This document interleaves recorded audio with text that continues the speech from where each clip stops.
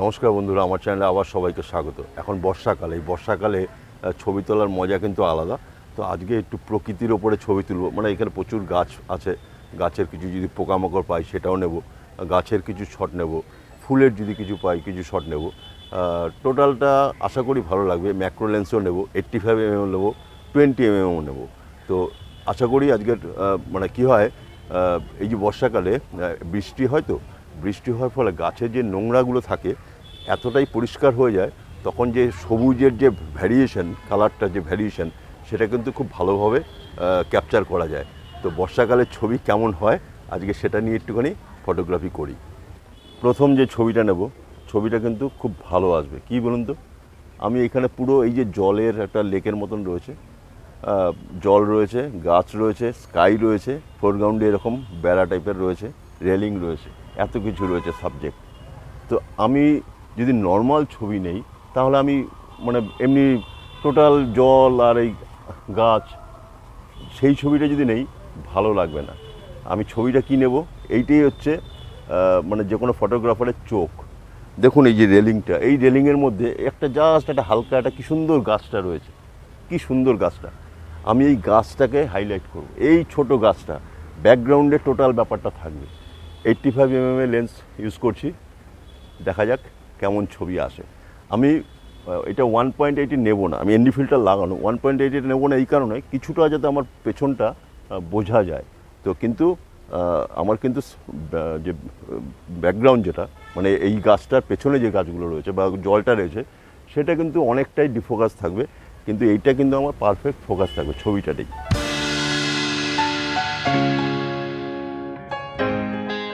Shutter speed রাখলাম 160, ISO 200 আর f4। ছবিটা দেখুন কি সুন্দর আসে।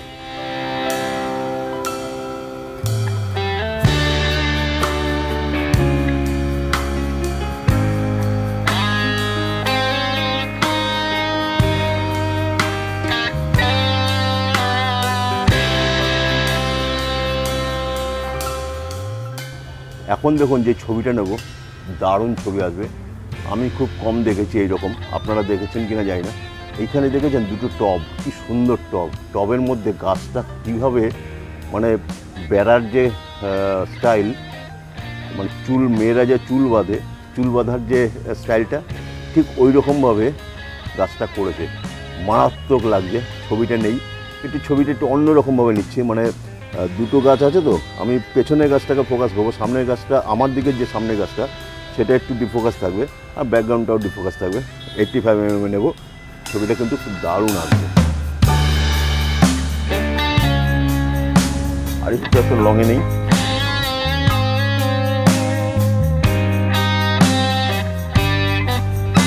দারুণ ছবিটা আসলো।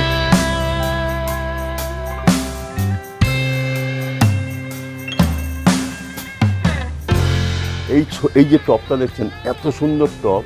এই টপটা আমি মানে আমি একটা সাইড অ্যাঙ্গেল নিয়েছি। আমি ফ্রন্ট যখন ছবিটা নেব তাহলে আপনারা বুঝতে পারবেন যে যে গাছটাকে তৈরি করেছে কতটা ক্রিয়েটিভ মাইন্ড, তার মধ্যে যে কতটা ক্রিয়েটিভ মাইন্ড ছিল সেটা কিন্তু ছবিটা দেখলে বোঝা যাবে। ছবিটা নিয়ে যাবে, ছবিটা নিচ্ছি আমি। শাটার স্পিড রেখেছি 1/125, f2.8 আর ISO রেখেছি 100। ছবিটা কিন্তু খুব ভালো আসবে। এবং আমি 20mm নিচ্ছি।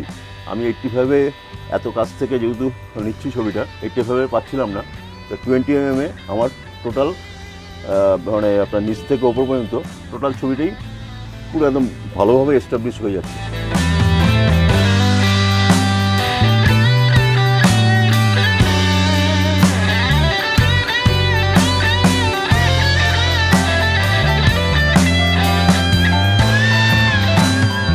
এখন যে ছবিটা নেব 20mm, আমি একটা এস্টাবলিশ শট নেব। এই যে নার্সারির যে বাগানটা রয়েছে তার এই সামনে যে একটা রাস্তা, এখানে ঝুলছে কিছু গাছ, নিচে গাছ, টোটাল একটা এস্টাবলিশ শট নেব, দারুণ আসবে ছবিটা।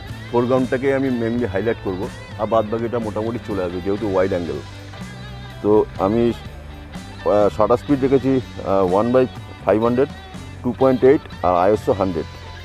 ছবিটা দেখুন।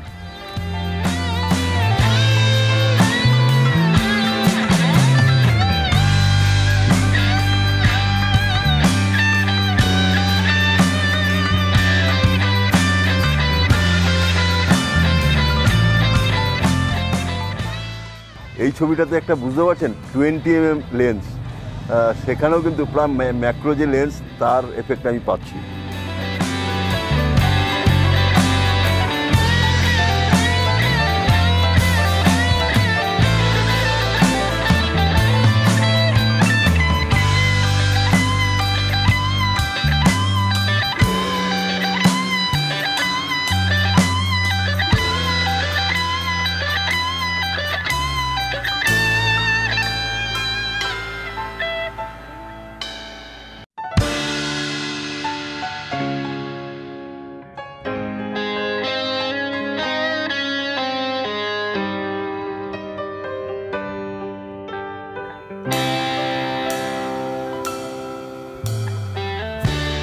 এখন যে ছবিটা নেব, যখন এখানে টপটা ঝুলছে, আমি এটা ম্যাক্রো লেন্স লাগিয়েছি। ম্যাক্রোটা হচ্ছে 28-105, আর এই লেন্সটা অনেক পুরনো লেন্স, যার ফলে এটা অ্যাপারচার ম্যাক্সিমাম আমার 4.5, কিন্তু আমি 4.5ই তুলছি। আমি শাটার স্পিড রেখেছি, যেহেতু সান রয়েছে, শাটার স্পিড রেখেছি 1/400, ISO 100। তো ছবিটা দেখি কেমন আসে।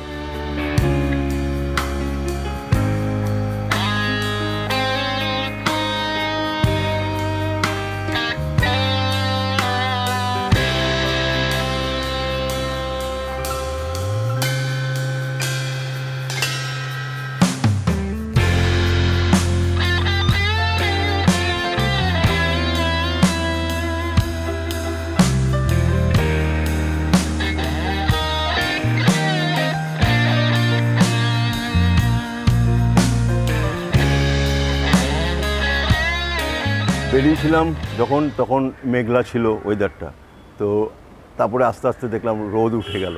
তো বিভিন্ন রকম ছবি পেলাম, 85 mm নিয়েছি, 20 mm নিয়েছি, ম্যাক্রোতে নিয়েছি। তো অনেক রকমই ভ্যারিয়েশনের ছবি পেয়েছি। কেমন হলো ছবিগুলো নিশ্চয়ই আপনারা কমেন্টস করে জানাবেন। আজকের মতন বিদায় নিচ্ছি, নেক্সট এপিসোডে আবার দেখা হবে।